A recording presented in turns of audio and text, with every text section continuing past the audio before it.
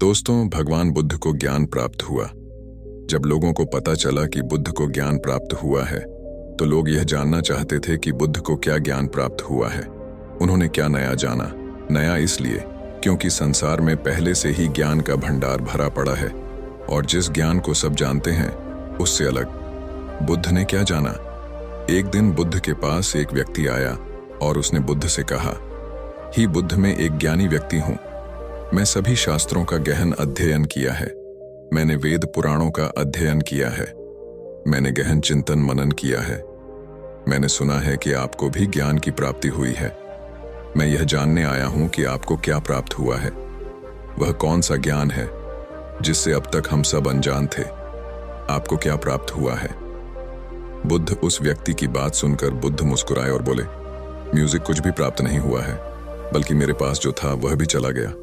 व्यक्ति ने कहा, आपसे क्या चल गया।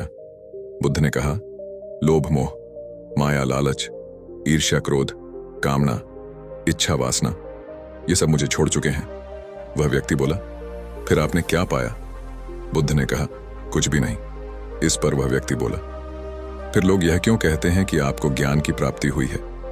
क्या आपने ज्ञान प्राप्त नहीं किया। बुद्ध मुस्कुराए और बोले, मैंने ज्ञान प्राप्त नहीं किया। ज्ञान तो सर्वत्र है, कण कण में है, व्यक्तिगत नहीं है। मैंने तो केवल अपना अज्ञान को दिया है। अज्ञान खोने के बाद क्या बचता है। व्यक्ति बोला, आज्ञा न होने पर तो सिर्फ ज्ञान ही बचता है। बुद्ध ने कहा, जब ज्ञान और अज्ञान दोनों ही ना बचे तब क्या बचेगा। वह व्यक्ति बुद्ध के चरणों में गिर पड़ा और बोला, है बुद्ध, इस स्थिति के बारे में तो मैंने कभी विचार ही नहीं किया। बुद्ध कहते हैं, मेरे पास जो कुछ भी था मैंने सबको दिया। सब छूट जाने के बाद मुझे पता चला कि जिन चीजों से प्रेम कर रहा था, जिन चीजों को मैं पाना चाहता था, वह सत्य ही नहीं थी। फिर वह सत्य क्या था जिसे बुद्ध ने प्राप्त किया। बुद्ध कहते हैं कि मैंने सब कुछ खो दिया, तब मुझे ज्ञान दिखाई पड़ा। लेकिन इसके विपरीत हम सब कुछ पाना चाहते हैं। बुद्ध खोने की बात करते हैं और हम अपने की बात करते हैं। हम ध्यान करते हैं ज्ञान प्राप्ति के लिए, लेकिन क्या हम स्वयं को अज्ञानी मानने के लिए तैयार हैं। क्योंकि जो ज्ञानी है उसे ज्ञान प्राप्त करने की क्या जरूरत है, क्योंकि वह तो पहले से ही ज्ञानी है। और एक समस्या यह भी है कि हम अपने आप को ज्ञानी मानते हैं और ज्ञान भी प्राप्त करना चाहते हैं। भला यह कैसे संभव है, क्योंकि ज्ञान तो उसे ही में हासिल होता है जो अज्ञानी हो। पहले तो हम यही नहीं समझ पाते कि ज्ञान क्या है और आज्ञा क्या है। ध्यान से समझने का प्रयास करेंगे तो पाओगे कि जिसे हम ज्ञान समझ रहे हैं वह अज्ञान ही है। हमारा ज्ञान ही हमारा अज्ञान है। उदाहरण के लिए, हमारा ज्ञान कहता है कि हम श्वास लेते हैं और जीवित रहते हैं। लेकिन अगर ध्यान से देखेंगे और विचार करेंगे तो पता चलेगा कि हम कभी श्वास नहीं लेते। श्वास स्वतः ही चलती है, क्योंकि अगर हम श्वास ले सकते और बंद कर सकते तब हम कभी भी श्वास को बंद कर सकते थे और शुरू कर सकते थे। फिर भी कोई व्यक्ति मर्दा ना होता। अगर मुर्दा होता तो मुर्दे भी सांस ले रहे होते। तब यह हमारा ज्ञान ही है जो कहता है कि सांस लेते हैं। धरती पर जब से मनुष्य आया है तब से अब तक मनुष्य एक ही प्रकार से चल रहा है। क्या आपने गौर किया, व्यक्ति गरीब हो या अमीर, सबकी एक ही जैसी भावनाएं हैं। सब क्रोध भी करते हैं, सब प्रेम भी करते हैं, सब स्वार्थी हैं, सब लालची हैं, सब एक दूसरे से आगे भी निकालना चाहते हैं। इतिहास में बहुत बड़े बड़े राजा और सम्राट हुए जिन्होंने अपनी इज्जत बनाने और बढ़ाने के लिए बहुत कुछ नष्ट किया, बर्बाद किया। लेकिन आज वह राजा और सम्राट नहीं है। उनकी जगह हम हैं। जो एक राजा या सम्राट करता है वही एक गरीब व्यक्ति भी करता है। वह भी अपनी इज्जत बचाने के लिए कुछ भी कर सकता है, किसी भी हद तक जा सकता है, कितना भी गिर सकता है, किसी की भी हत्या कर सकता है, किसी को भी बर्बाद कर सकता है और खुद के प्राण भी ले सकता है। और अंत में चाहे कोई सम्राट हो या कोई गरीब व्यक्ति हो, दोनों एक ही स्थिति में प्राण जाते हैं। एक सम्राट हो सकता है कि युद्ध के मैदान में अपने प्राण त्यागी, और एक गरीब व्यक्ति हो सकता है कि अपनी झोपड़ी के बाहर खुले मैदान में प्राण त्यागी। लेकिन प्राण निकलने में पीड़ा तो एक जैसी ही होती है। हजारों सालों से सब कुछ एक जैसा ही घटित हो रहा है। उसमें कोई बदलाव नहीं हुआ है, सिर्फ चेहरे बदल रहे हैं। फिर भी हम इतने ज्ञानी व्यक्ति हैं कि उन सब से हम कुछ भी नहीं सिखाते।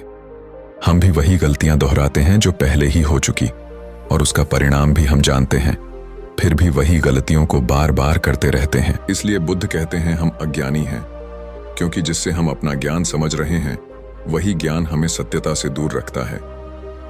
बुद्ध जी सत्य की बात करते हैं।